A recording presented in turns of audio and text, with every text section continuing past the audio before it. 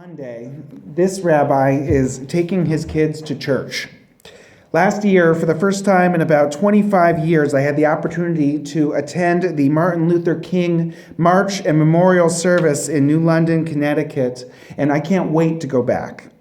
When I was a child, the Rosenberg family were Martin Luther King Day regulars at the Shiloh Baptist Church in New London, where there were always a handful of Jewish and other supporters amidst a sea of colorful faces.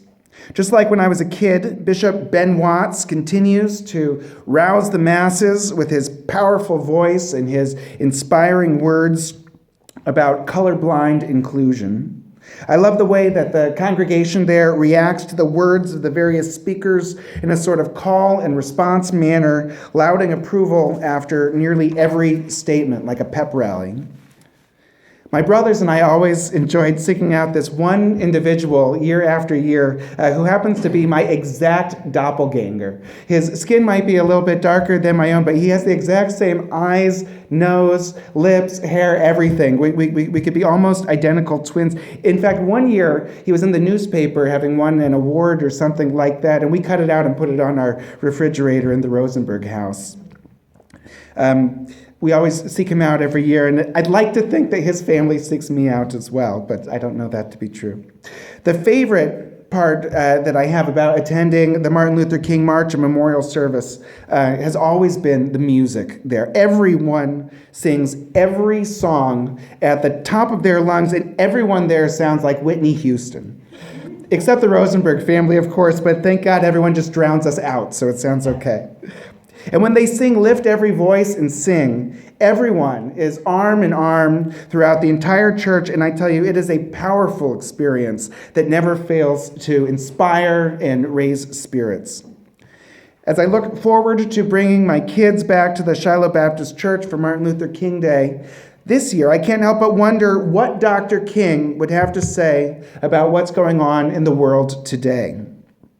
Surely the man who marched hand in hand with Rabbis Maurice Eisendrath, Everett Gendler, Abraham Joshua Heschel, Joachim Prince, and so many others would have to take umbrage with the Islamophobic rhetoric threatening to bar the doors of America to people based on their faith and their religion. Certainly the man who fought so hard against the Vietnam War would be concerned about the saber rattling regarding carpet bombing Syria and taunting Iran.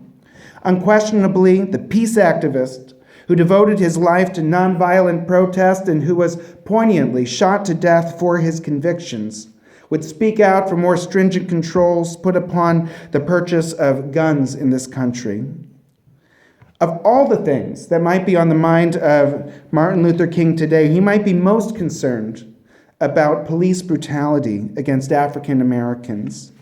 There was the choking death of unarmed African-American Eric Gardner in Staten Island, New York, back in July 2014. There was the shooting of the unarmed 18-year-old African-American Michael Brown in Ferguson, Missouri, in August 2014. There was 12-year-old Tamir Rice in Cleveland, Ohio, in November 2014. There was Eric Harris, Walter Scott, Jonathan Farrell, Sandra Bland, Samuel DuBose, and Freddie Gray. There was Chicago's recent cover-up of the shooting of unarmed African-American teenager Cedric Chapman. Tragically, there are too many names for me to say at this time. And I think that Martin Luther King would agree that Black lives matter. Judaism actually has a great deal to say about the responsibility that the entire community has regarding the injustices that we see in our world every day. Deuteronomy 4:9 teaches, "But take utmost care and watch yourselves scrupulously, so that you do not forget the things that you saw with your own eyes, and so that they do not fade from your mind as long as you live, and make them known to your children and to your children's children." Midrash Tanchuma teaches, "If a person of learning participates in public affairs and serves as a judge or arbiter," and I would add witness, "that person gives stability to the land. But if a person sits in their home and says to themselves, 'What have the affairs of society to do with me? Why should I trouble myself with the people's voices of protest? Let my soul dwell in peace.' If one does this, they overthrow the world. Babylonian Talmud Ta'anit teaches, at a time when the community is suffering, no one should say, I will go home, eat, drink, and be at peace with myself. Babylonian Talmud Shabbat 54b teaches anyone who is able to protest against the transgressions of one's household and does not is punished for the actions of the other members of the household. And anyone who is able to protest against the transgressions of one's townspeople and chooses not to do so, that person is punished for the transgressions of the other townspeople. And anyone who is able to protest against the transgressions of the entire world and chooses not to do so is punished for the transgressions of the entire world. Incidentally, I'm grateful to the organization Truah, the Rabbinical Call for Human Rights, for providing the resources that I just read. As we look forward to beginning the holiday weekend in honor of Martin Luther King, I think it's worth our while to take at least a moment over the course of the day to think about the legacy of Dr. King and the important work that he was unable to complete before his life was taken from him.